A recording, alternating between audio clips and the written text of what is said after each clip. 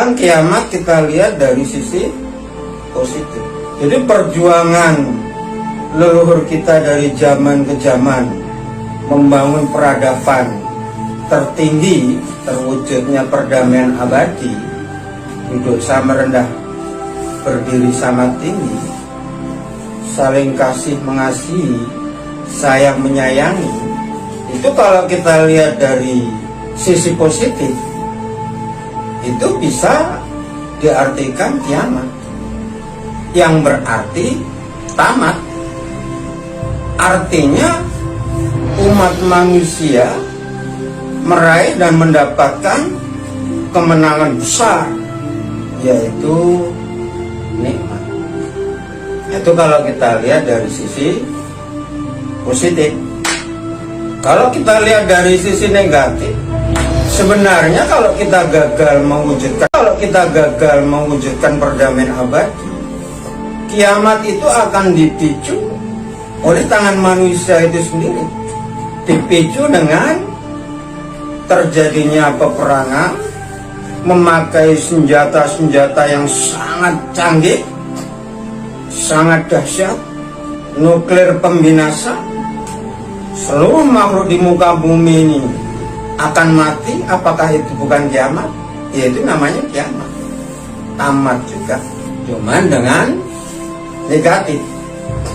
Jadi kiamat secara negatif bisa terjadi melalui tangan manusia itu sendiri. Nah, itu nanti bisa dipicu oleh Dajjal, dalangnya Dajjal. Jadi ahli-ahli fitnah kelas tinggi, ahli-ahli fitnah yang memiliki kedudukan, yang memiliki peran besar di dalam kehidupan. Kita gambarkan, kalau kita bisa berjuang bergandengan tangan mewujudkan peradaban tertinggi, perdamaian abadi, saya kira kehidupan ini akan tamat dengan cara-cara yang sangat nikmat, penuh rahmat.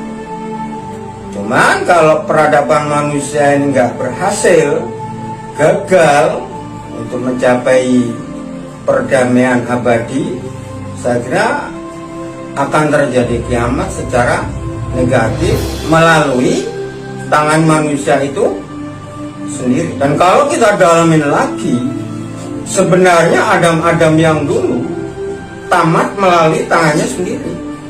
Makanya kita waspada, saling mengingatkan, saling menasihati bagaimana. Saya kira kalau terwujudnya perdamaian abadi, manusia duduk sama rendah, berdiri sama tinggi, saling kasih mengasihi, sayang menyayangi, hormat menghormati, tolong menolong. Di situ manusia tidak ada orang kafir, tidak ada orang munafik. Di situ semua mukmin. Yang sudah kita bahas cuplikannya, mukmin awam tidak ada di sana. Yang ada mukmin tingkat hakikat makrifat. Jadi kematiannya sangat indah, pintu menuju kehidupan hakiki. Cuman kalau kita gagal mewujudkan itu, Dajjal akan menang, memicu perang dunia ketiga. Senjata-senjata pemusnah diledakkan, seluruh makhluk hidup, bukan cuma manusia, seluruh makhluk hidup habis di muka bumi. Jadi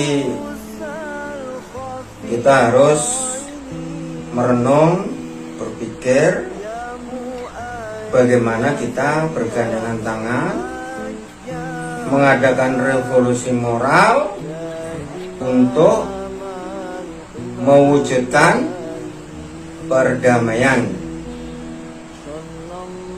hakiki, perdamaian abadi yang selama ini masih menjadi mimpi dan belum terbukti.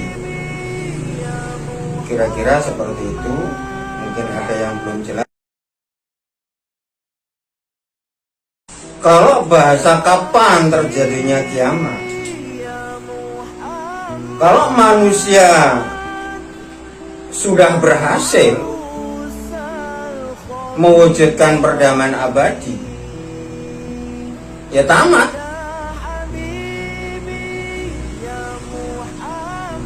Kalau masalah waktu pastinya kapan, nah itu kan hak prerogatifnya Tuhan. Tapi secara analisa, secara logika, kalau sudah berhasil dengan cara-cara positif, ya tamat.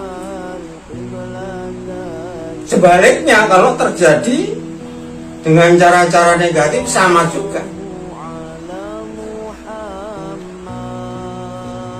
Kalau terpicu Perang Dunia Ketiga, semua menggunakan ambisi dan nafsunya, ini tidak menutup kemungkinan senjata-senjata pemusnah akan dicarang. Itu akan terjadi kiamat. Yang namanya sudah musnah semua.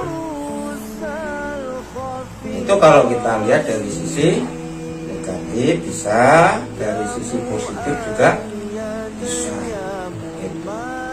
Jadi masalah bumi ini dilumatkan, itu kalau makhluk ini sudah dimatikan. Jadi kalau secara positif pun, hasil karya umat manusia di akhir zaman itu ada di ayat tertulis itu digulung seperti gulungan kertas. Artinya karya-karya manusia yang mampu mewujudkan perdamaian abadi itu tidak dimusnahkan, itu diabadikan di kampung akhirat.